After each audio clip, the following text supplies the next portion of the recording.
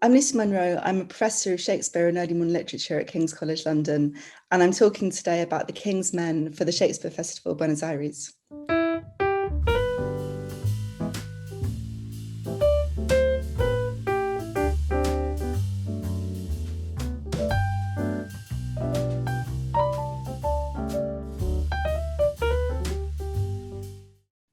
Hello, Lucy. How are you? Just in order to start from the very beginning, why were they called the King's Men? Yeah, this is a question of patronage, really. So the company is established in, as far as we know, in 1594, and it's under the patronage of the Lord Chamberlain at that point.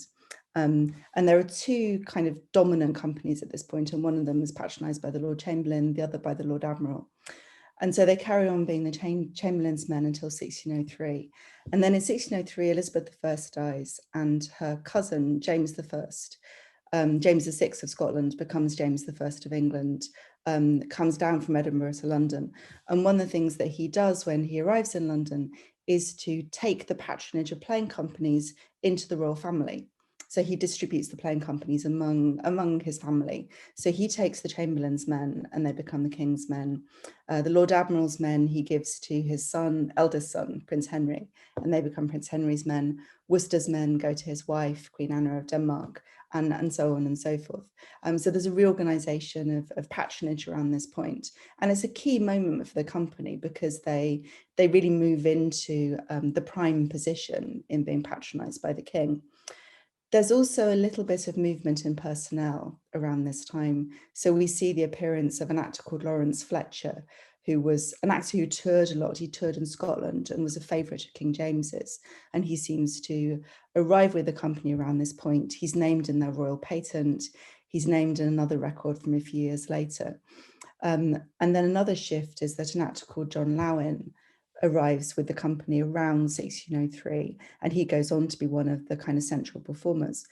And they've also lost a couple of actors around this point. So an actor called Thomas Pope, who seems to have been a very popular actor, especially in comic roles, dies in 1603. So there is a kind of shift in personnel around that time, as well as a shift in the patronage.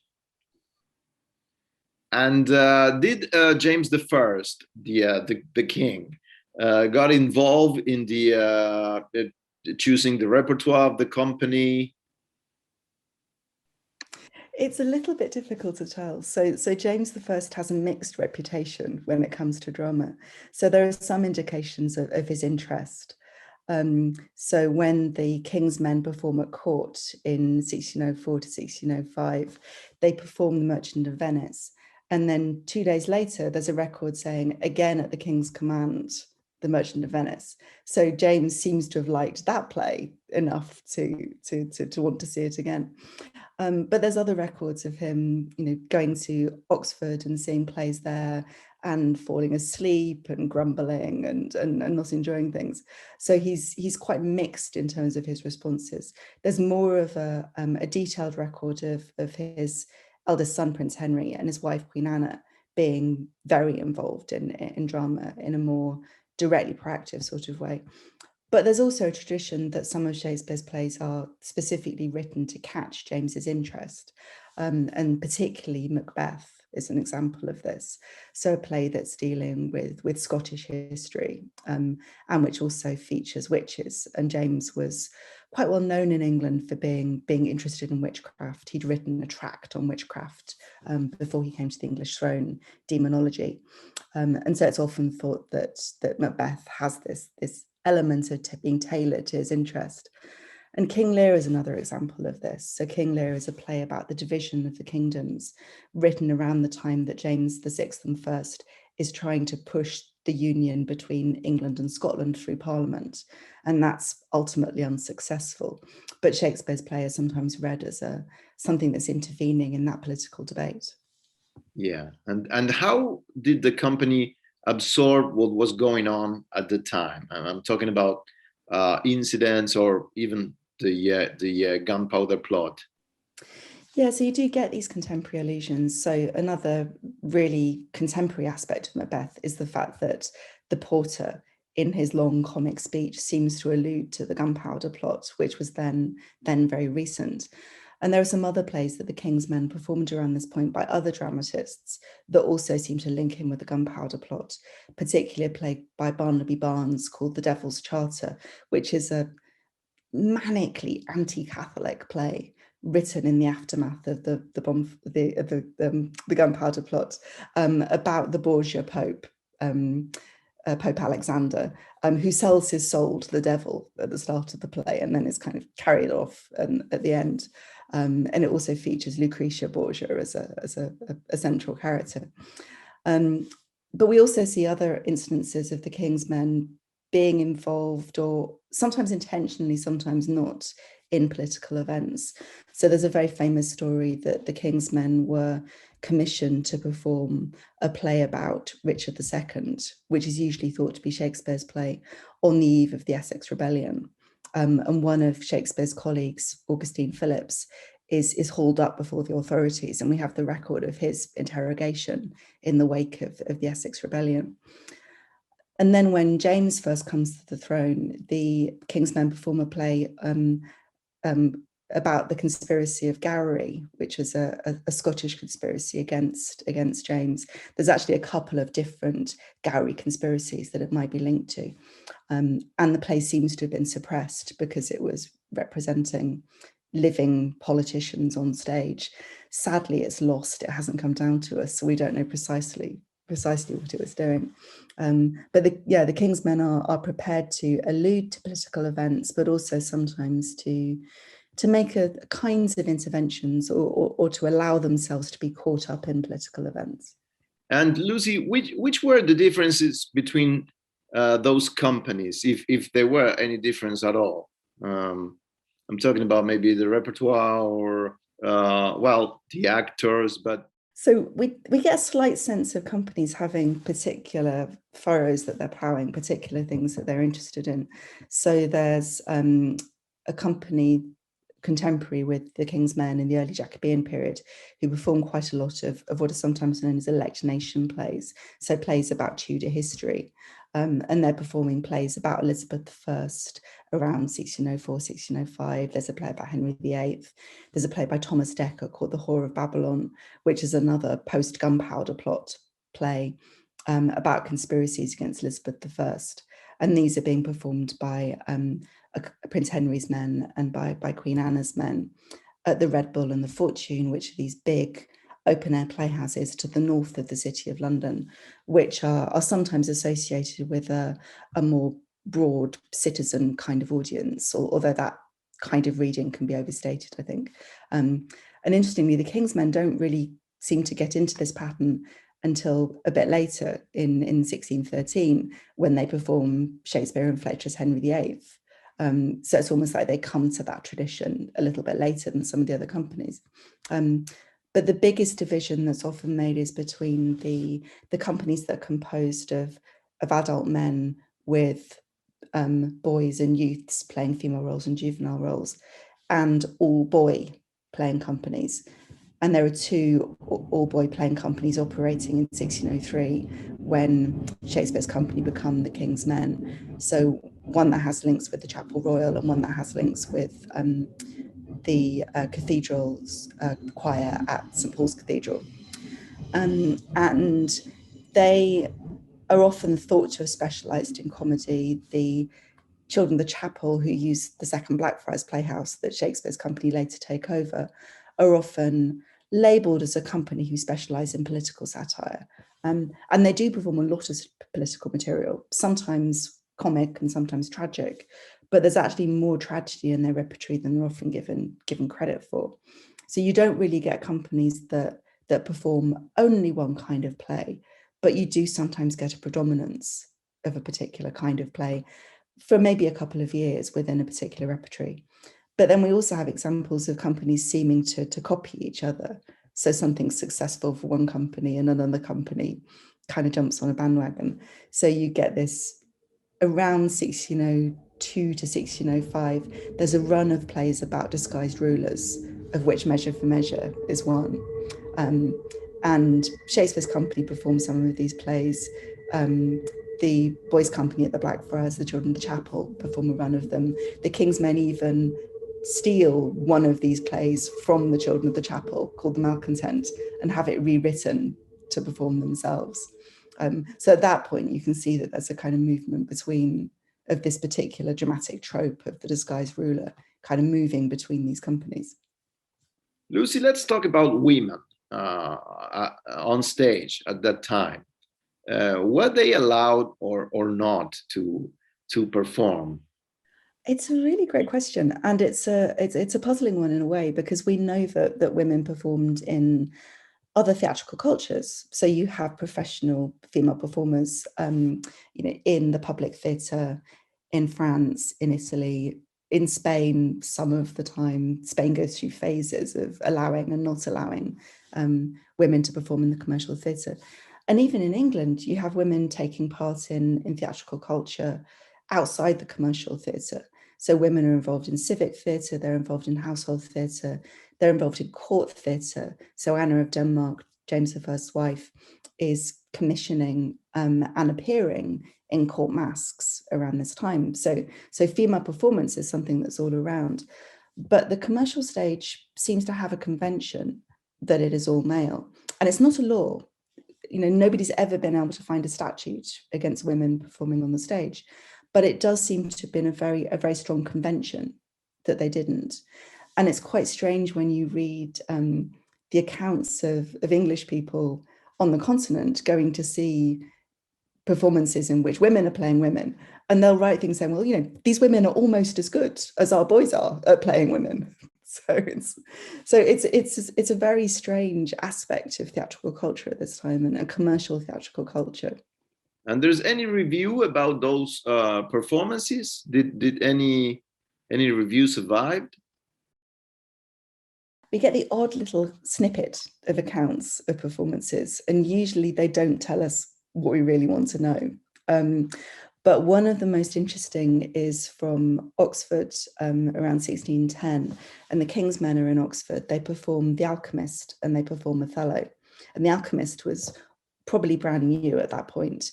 Othello was probably 6 or so years old, and they're performing them sort of one day after another. And a spectator writes up some notes on these performances, and he talks about the satiric performance of The Alchemist and the way that its satire against religious extremists offended some of the audience in Oxford. But he writes most interestingly about Othello, and he writes about the boy actor who played Desdemona and the moment of her death in the play. And one of the really interesting things is he's writing in Latin, and he uses female pronouns for her, for Desdemona, throughout the account, even though he's talking about the boy actor who's playing her. And he talks about how much the actor was able to move spectators just through the power of expression and gesture. Wow, fantastic. And Lucy, how do you start on a research? I mean, where do you go? Which are your sources? Do you go to libraries or to I don't know, archives in cities or churches? Well, we're sort of lucky in the early 20th century that we can draw on, a couple of hundred years of theatre historians' work. So there was a huge amount of work done in the later 18th and particularly the 19th century in terms of theatre history, and the early 20th century as well. And various aspects of the record were investigated by different scholars. Unfortunately, some of them also forged things, so you have to be quite careful sometimes in going through these records. But there's a lot of material at the National Archives in London, so points where the theatre industry comes into contact with officialdom and with the authorities. You find records. So sometimes these are records to do with performances at court.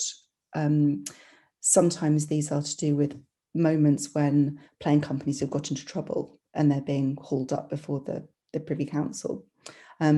Very often it's lawsuits.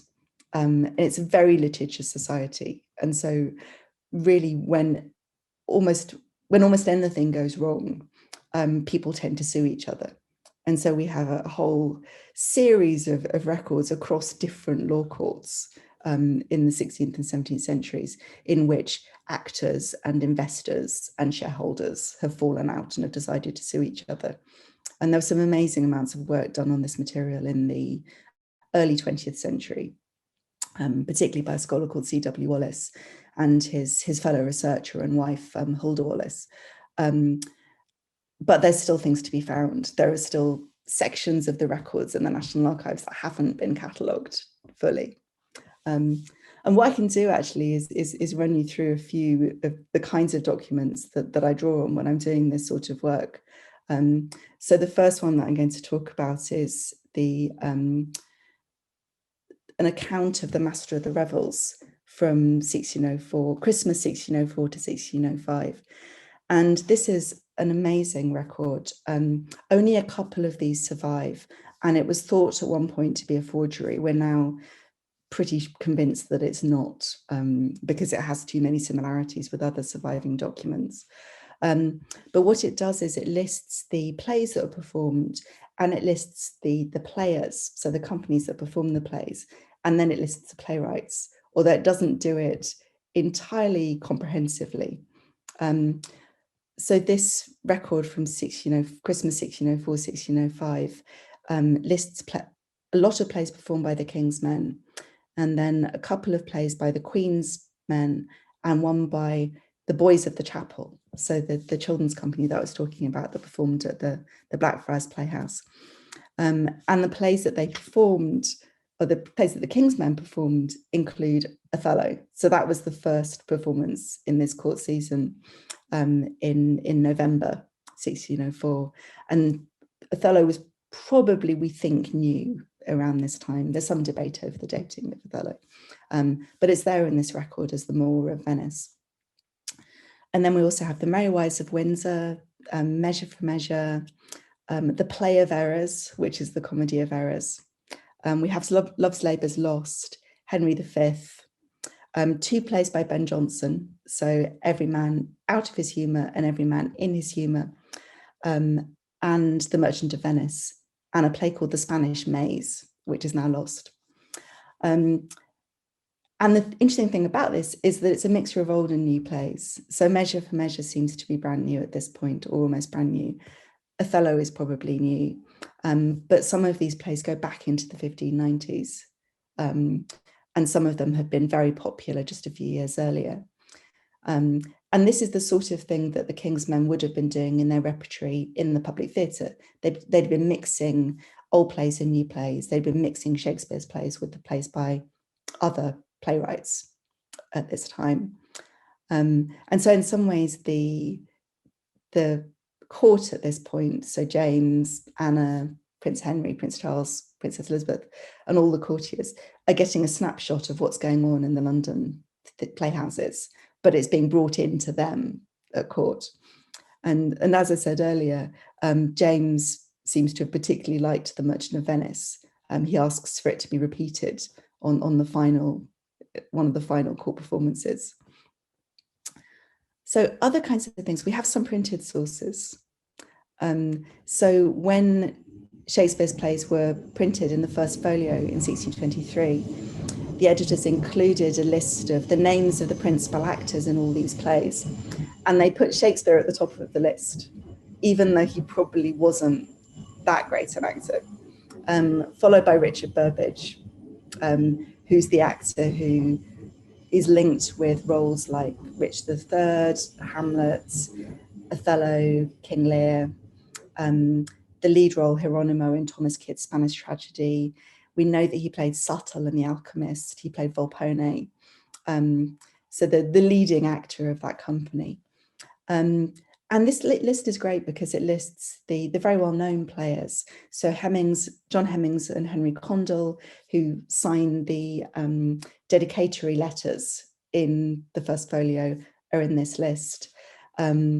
Augustine Phillips, who's the poor man who was hauled up before the authorities after the Essex Rebellion, is in there.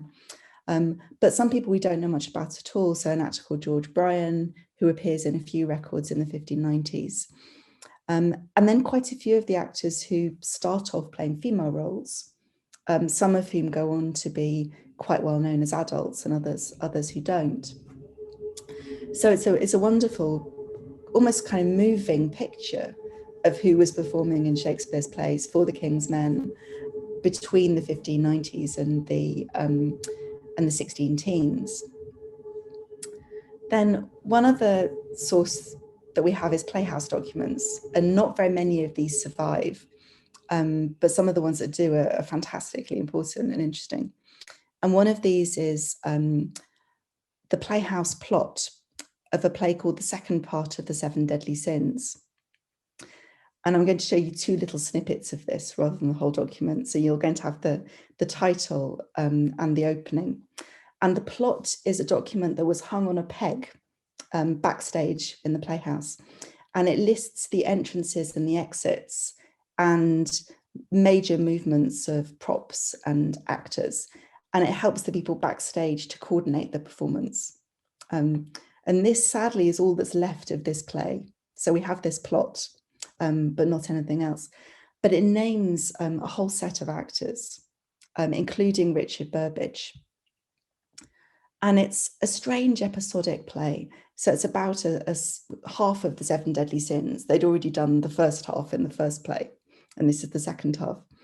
And so you have the story of King Gorboduc, who's an ancient ruler of Britain, as Envy. You have the story of Tereus and Philomela and Procne for Lust, for example. And Richard Burbage is playing leading roles in two of these playlets. So he's playing King Gorboduc, and he's also playing Tereus. And we can also see some of the boy actors. So there's an actor who's just put down here as Saunder. And this is almost certainly Alexander Cook, who appears in that list of actors in the folio. And we know that he was apprenticed to John Hemmings in 1597. And he goes on to be a shareholder in the company. When he dies in 1614, he makes legacies to various other people in the company, and he calls John Hemmings my master. So he's thinking still about the fact that this was the person who trained him to act, even though he'd have been, a lot older by that point and had had a successful career. And we know the roles that he played in some of Jonson's plays as well a bit later on.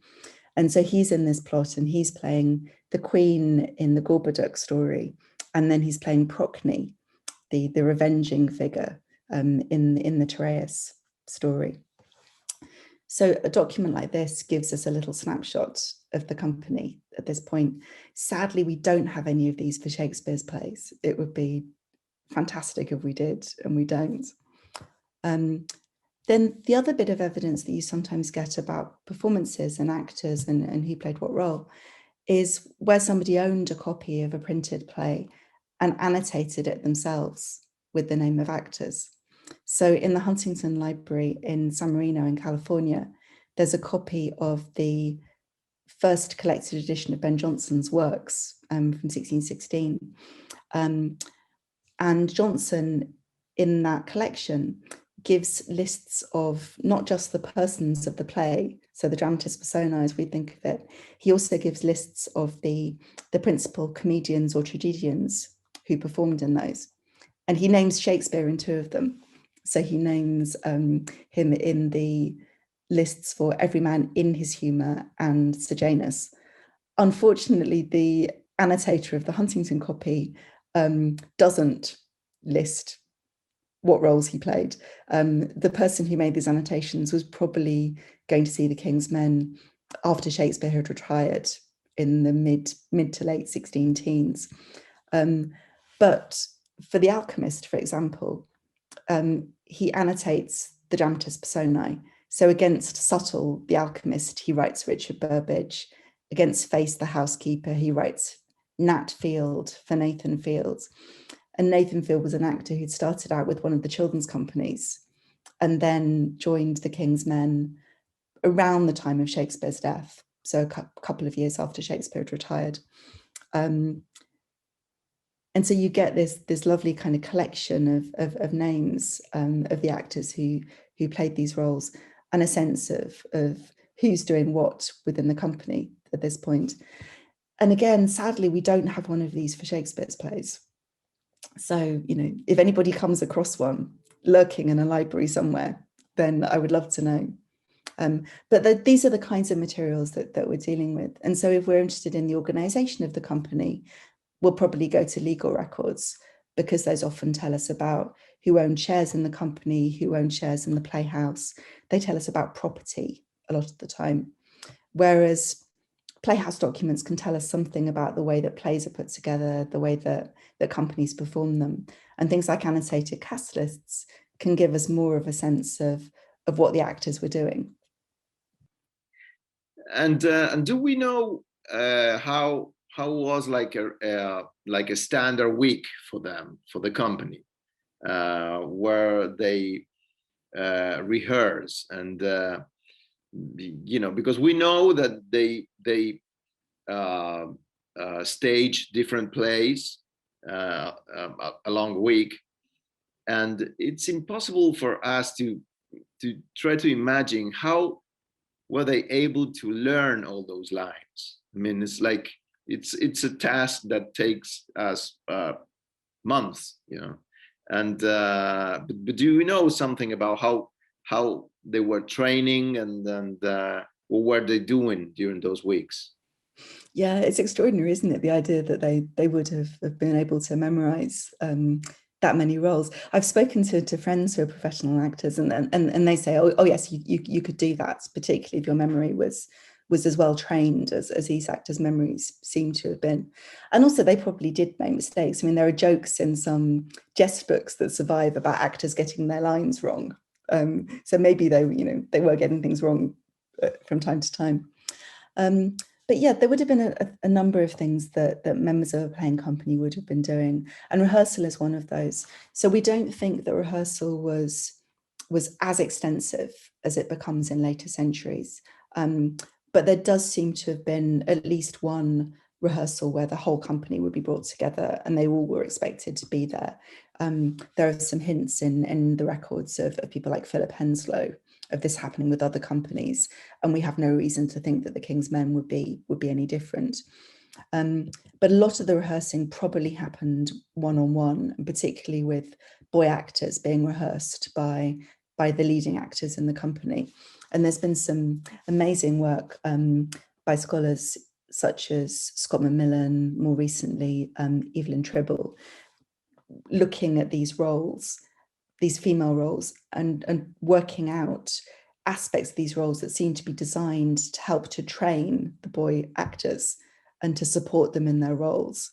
So things like when often a boy actor will come on stage with senior actors, or a boy actor will have a line addressed directly at him so that he doesn't have to listen out for his cue quite so hard. Or there might be structures of repetition in the lines of the juvenile characters or the female characters that help the boy actor to remember their lines. And so rehearsal probably a lot of the time would have been between these boy actors and the adult actors who were appearing with them or who were training them. And we know that John Hemmings, to whom Alexander Cook was apprenticed, he apprenticed at least 10 actors between the 1590s and the 1620s through his livery company, the Grocers' Company. And he may well have had other apprentices who he didn't enter in the Grocers' books. And there's bits of evidence of Richard Burbage having apprentices, of Augustine Phillips, maybe Thomas Pope. Later on, an actor called John Shank, who was a great comedian, also seems to have been in charge of apprentices as well. So quite a lot of what some of the actors would have been doing would have been training their juniors. There would have been quite a bit of business management, and actually Hemmings seems to have been involved a lot here as well. So he's often the person who's liaising with the Master of the Revels. And the Master of the Revels doesn't just organise court performances, he is also the censor. So all plays that are going to be performed on the public stage have to get his approval. And there's evidence of the various Masters of the Revels across the period intervening in plays and crossing things out, and on one occasion writing, "I like not this," in the margin. That's George Buck in the later 1610s. There's a wonderful record from the 1630s involving the King's Men, where the Master of the Revels says, "No, you can't do this, it's politically dangerous." It was a play about relatively recent Spanish history, and a peace treaty had just been signed with Spain. And he said, "No, you can't perform this because it's full of dangerous matter." And actually this play was about the King of Portugal, King Sebastian of Portugal, and about the legend that he'd survived the Battle of Alcazar and had come back in later years. And Philip Massinger, the playwright, clearly didn't want to give up on this play. So what he does is he takes the narrative and he finds a situation in the ancient world that he can adapt to fit it. And he basically just changes all the names and the settings. And there's a manuscript that survives of this play. And the scribe who was copying out the manuscript seems in some places to have copied some of the old bits rather than the new bits. So at some points he writes Sebastian and then has to cross it out and write in Antiochus. And Massinger even picks names that scan in the same way, so that he didn't have to change the verse. He could just slot in the new names into this play. So there was quite a bit of negotiation with the Master of the Revels. And the Master of the Revels would also have had them doing private rehearsals in front of him to make sure that the plays were good enough to be performed at court. The company also would have been commissioning plays. So they'd have been working with resident playwrights like Shakespeare. Later, John Fletcher seems to have had a similar kind of role, although he was never an actor, he was only a playwright. And then you get freelancers, so Ben Jonson, Thomas Middleton, Barnaby Barnes, who I mentioned earlier. So the members of the company would have been looking at synopses of plays, and a couple of these have survived. Sadly, again, not for Shakespeare's plays, for some others, and trying to decide whether they wanted to commission them. And they also would have been listening to plays being read to them. And again, for one of the other companies, there are some records of them, the actors meeting in a tavern and the playwright reading, a couple of acts of the play to them so they can see whether they like it or not. So that would have been something that was going on as well. They'd have been purchasing costumes, purchasing props, so liaising with all the business people whose labour they depended on. And they'd have been learning parts, obviously. If you have a rotating repertory of 10, 12, 14 plays, and you're introducing new plays relatively regularly, there would have been a certain amount of time spent learning things as well. Well, in the company, we have Richard Burbage, which was like the star of the company and the star of that time. What do we know about him? What do we know about his personal life, and what do we know about the way he performed? Yeah, so Burbage is a few years younger than Shakespeare, but they seem to emerge with the Chamberlain's Men around the same time. There's a record of a court performance from 1595 where Shakespeare and Burbage and William Kemp are the payees for this court performance. And actually none of them ever appear in that role again. Hemmings quite quickly kind of takes over that role. But Burbage he's kind of born into the theatre in a way that Shakespeare doesn't seem to have been. So his father is an actor. He's called James Burbage, and he's involved in building playhouses. So with a partner called John Brain, in the 1570s, he builds a playhouse called the Theatre, which was in Shoreditch, kind of to the north of London. And he's a great kind of theatrical entrepreneur. He also buys and converts the second Blackfriars Theatre in 1596, which is then inherited by Richard. And Richard is one of two brothers. So there's Richard and Cuthbert. And Cuthbert never seems to have been an actor. I don't know whether he didn't like it or he just wasn't talented. Is he overshadowed by Richard? Richard was his younger brother, so maybe you don't want to be overshadowed by your younger brother, maybe. But he seems to be involved on the business side. a lot. He's a shareholder in the King's Men's Playhouses. He often appears in the wills of King's Men actors. And so Richard and Cuthbert are investing in theatre as well as Richard acting in plays. And by the late 1590s, Richard is one of the best known of the actors in London at that time. His main rival is an actor called Edward Alleyne, who was performing for the Admiral's Men in the 1590s.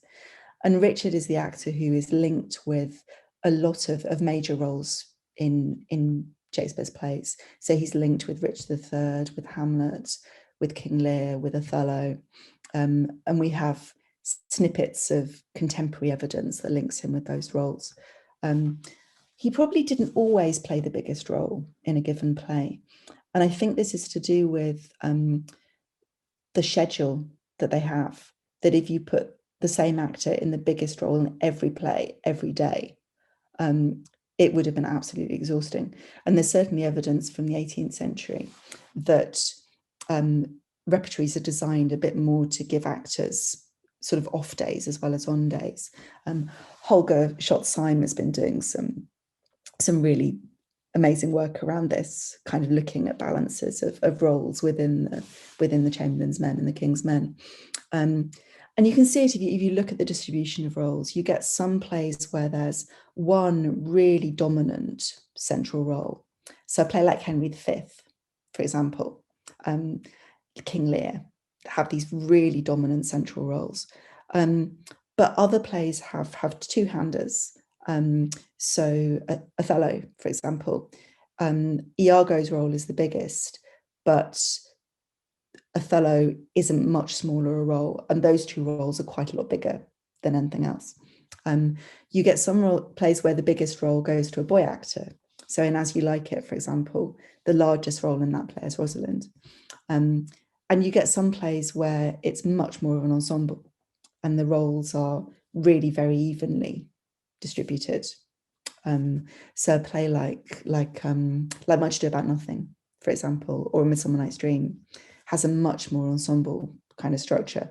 And it's less easy in those plays to say, oh yes, that must be a Burbage role, in a way that it is with some of the others.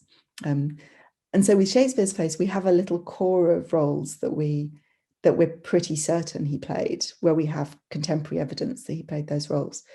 And then there's a kind of outer ring of roles that we think he probably played, like Prospero in The Tempest, for example, Leontes in The Winter's Tale. And then there are some that we've tended to assume that he played, but we don't absolutely know. So Romeo, for example, we don't really know whether Burbage played Romeo and how long he kept that role, if he did. We don't quite know what his role in plays like the Henry IV plays would have been. Some scholars would really like to cast him as Falstaff. Other scholars would really like to put the great comic actor Will Kemp in that role. So yes, he's kind of central to Shakespeare's artistry, really, in his development as a playwright. There is a sense of a kind of actor-dramatist partnership between them. But one of the things about Shakespeare's plays, and actually Johnson's plays as well, is that they cast in depth. So you need good people up and down those plays. There's a lot that an actor can do with a role like Rodrigo in Othello, for example. So even though those roles might not be occupied by the most famous of the actors, if you have a weak performer in that role, the whole thing isn't going to be as effective. One of the other things that sort of stands out about the relationship between Shakespeare and the actors is the odd little hints of what the personal relationships might have been. And so Shakespeare in his will leaves legacies to Richard Burbage and to John Hemmings and to Henry Condell. And all of those actors had sons called William. And now William's quite a common name in this period, but a cluster of Williams like that. And actually Richard Burbage's son, William, was born not that long after Shakespeare died. So we think it may well be a tribute to Shakespeare. And nowadays we have a key figure like the theater director, right? But at that time, we only have the playwrights and the actors. And who was in charge of directing? Well, in a company like Shakespeare's, there's no real role of a director. So you have a bookkeeper. So you have somebody who has the Playhouse copy of the play and who is listening out for anybody who's forgotten their lines, who's helping to organize the performance backstage. But they don't have the sort of creative role that a director would have had, or even that the later actor manager kind of role that you get in the 19th century. That doesn't really exist either in this period. The closest you get to a director in late 16th and early 17th century theatre is in the children's companies. And there's sometimes some suggestions there that the dramatists have been drilling the boy actors or have been giving them tips on how they could perform. There are some allusions within plays to the dramatists being off stage and being cross with them if they don't do it right. And that's about the closest that we get. But in the adult companies, it seems to be a much more collective kind of effort. And there was another star in the company, which was the comedian Will Kemp, which was like the Jim Carrey of that time, right? Yeah, and figures like Kemp are really, really interesting because most of the actors in the King's Men seem to have acted comic and tragic roles, so they needed to be good at both. So Burbage, we often think of him as a tragedian, and we know that he played Hamlet and Othello and Lear, but we also know that he played Subtle in The Alchemist. He played Volpone. He must have been good at comedy as well as being good at tragedy. Someone like Will Kemp, the real comic specialists are a bit different, that they, seem to have roles that are written specifically for their strengths.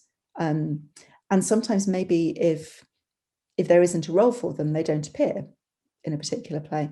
So Will Kemp is one of the handful of actors who isn't named in that Seven Deadly Sins plot. And it could well be that there just wasn't a clown character in that play. The other two who aren't mentioned are John Hemmings and Shakespeare. So we think one of them was probably Henry VI, who appears in the frame narrative, and the other is John Lydgate, who narrated it. And there's some dispute over, would you cast Shakespeare as the poet? Would you cast him as the king, etc. But yeah, in terms of Will Kemp, he's somebody who seems to have had an incredibly strong comic persona, which you can see dramatists working with. And we know a couple of his roles because in the printed text of the plays, the speech prefixes at certain points say Kemp rather than saying the name of the character. So Dogberry in Much Ado About Nothing is one of those. And we know that Richard Cowley played Verges because the speech prefixes at that point say Kemp and they say Cowley. So possibly, it looks as if the manuscript that was printed from, bore some relation to Shakespeare's original draft manuscript, and that Shakespeare at certain points maybe hadn't decided on the names of the characters and was just writing in the actors' names instead of the characters' names. But Kemp's characters they often have a really distinctive verbal style. So a lot of deforming of language and sometimes kind of quite aggressive kind of wordplay. Kemp's somebody who seems to be a really skilled physical performer. One of the notorious things about Kemp is that he did a publicity stunt where he danced from London to Norwich. And he was also a great performer and composer of jigs. And jigs are these playlets that happen after the play's finished, featuring song, featuring dancing. They usually, or they seem to be mostly sung through. So they have links with the ballad and with other kind of song forms as well. And Kemp appeared in these and composed them and was very famous for them. So Kemp has a persona that kind of crosses in and out of the fiction of the play. And he seems to be quite different from Robert Armin, who takes over in that sort of clown role. So Kemp, we know, played Dogberry. We're pretty sure that Armin played Feste and Twelfth Night and played the fool in King Lear, and Abel Drugger, who's this little kind of innocent cast into a den of thieves in some ways in that play. And that's a very different kind of mode from a Kemp mode. Although we also know that Armin had to take over some of Kemp's roles. So, and a scholar called Richard Price has some great stuff about the sense to which you might have had Armin playing Kemp playing Dogberry, because we have some evidence that Armin played Dogberry. So there's something interesting about the way that the different plays would have taken on different qualities when different actors were inhabiting those roles. Lucy, why do you think that we have no trace of Shakespeare? I mean, we have no letters, or maybe there's just this handwriting of Thomas More, but then it's like almost a mystery. Why do you think that this happened? A lot of it's historical accident. So the biggest kind of trove of theatre material that we have comes from Edward Allain's archive, and the archive of an actor called William Cartwright, a lot of which ended up also at Dulwich. And neither Allain or Cartwright were working with the companies that Shakespeare was working for the most part. And so some odd bits of material connected to the Chamberlain's Men have ended up in that archive, but very, very few and far between. So like the plot of the Seven Deadly Sins. And,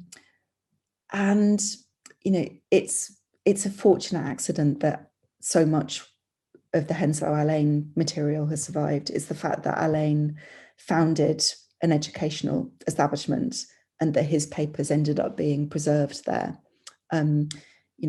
Richard Burbage didn't do anything like that. And Burbage doesn't seem to have prepared for his legacy in the way that Allain did. He probably died more suddenly. His will was an orally delivered will and really doesn't go into any detail about his actual possessions or his legacies.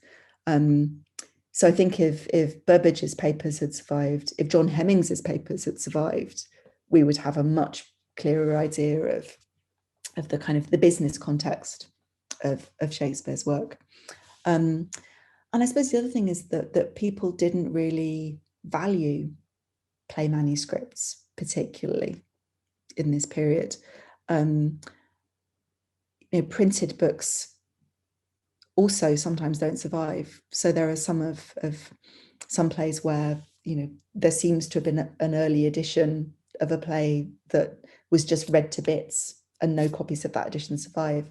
The first part of Henry IV, which I'm working on for the Arden Shakespeare, it looks as if the first edition of that play only survives in one copy as a fragment, and all of the other copies have been lost. Paper often doesn't survive very well. So it's often an accident of whether your papers make it into an archive that survives, whether things make it into an official archive. We know a lot more about Ben Jonson because he did a lot of work for the court. And so a lot of material survives around his court masks, for example. And Jonson was also a much more dedicated self-publicist than Shakespeare seems to have been. And so, monumentalizes himself in a way that Shakespeare seems not to have. There's a big difference, I think, between the Jonson First Folio and the Shakespeare First Folio, in that the Jonson First Folio is published during his lifetime, well within his lifetime. And seems to have been something that he was very involved in.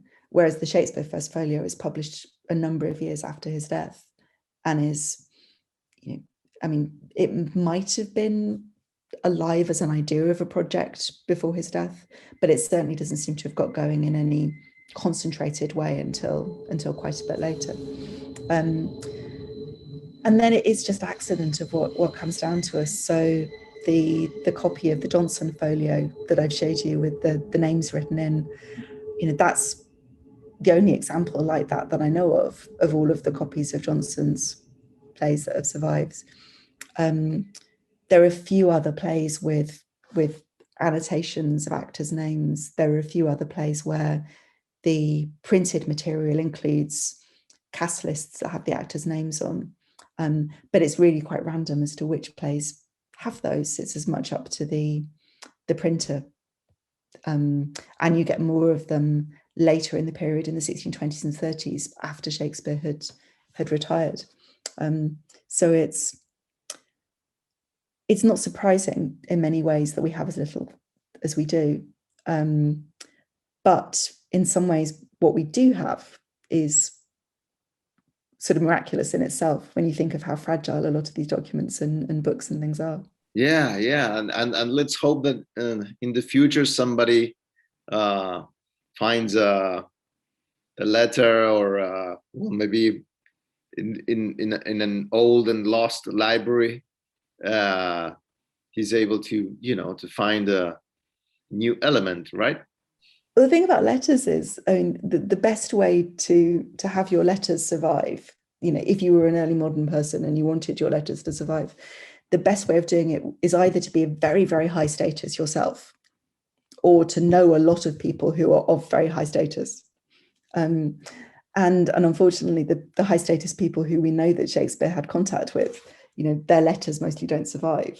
We have, I think, one letter by John Fletcher, Shakespeare's colleague and successor, and that's a verse letter that he wrote to the Countess of Huntingdon, and the Huntingdon papers have survived relatively well, but that's just luck, and that's the only letter of his that survives. We have a letter to Shakespeare, which we don't have for, I think, very, very few other dramatists of this period, but unfortunately no papers, no letters from him. Well, Lucy, what can I say? Thank you so much for your time. It's a pleasure to talk to you. Thank you for supporting the Festival Shakespeare Buenos Aires. I hope that in the near future we can have you around the city. I would love that, and thank you very much. It's been fun. Thank you so much, Lucy. Bye-bye. You're very welcome. Have a good rest of the day. You, bye. Bye-bye.